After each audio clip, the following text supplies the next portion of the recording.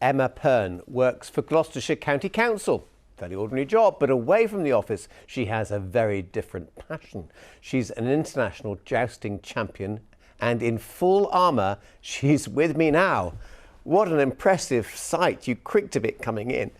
Tell us what you're wearing. Yeah, thank you. So this is the jousting, we call it a harness rather than armour.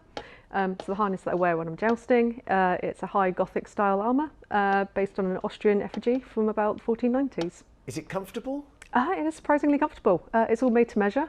It's on the heavy side, but yeah, it's pretty How much comfy. did it cost you? It's a little bit of an eye-watering amount. All in, it was about £7,500. That's a lot, but then there's a lot of metal there. Yes. Come and clank on in and take a seat, and we'll talk some more. But first of all, I want to see you in action, jousting, and we've got some pictures because it looks extremely impressive to me. Just tell us how you got into it.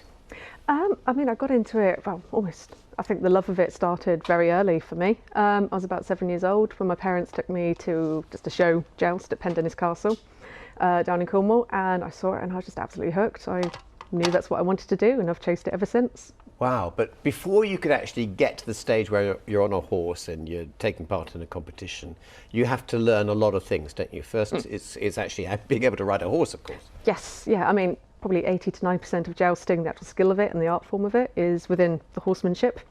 So learning to ride and becoming competent, not just riding one horse, but being able to get on any horse and repeat what you do, and being really confident and competent doing that is where, yeah, most of the skill of jousting is.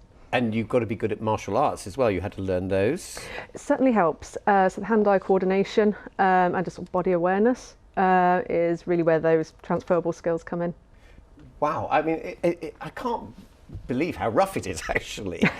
You must be, well, I would be very scared before each bout.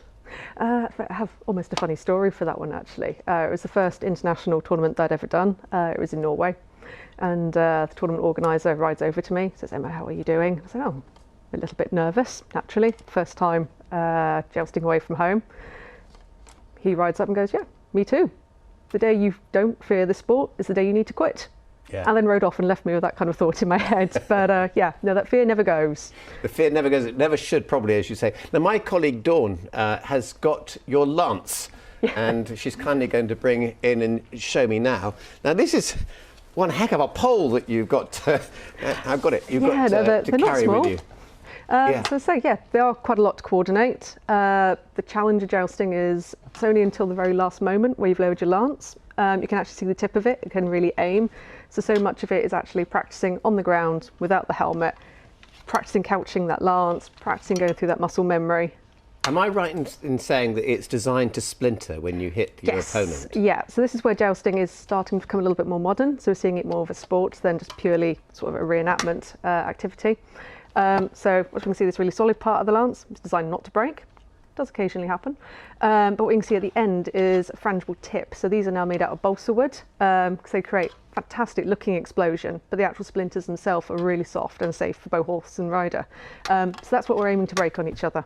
You are amazing, and I know you're one of the few women doing it, so thank you so much for coming in, and steer clear of any magnets, won't you, on the way out. Don't want you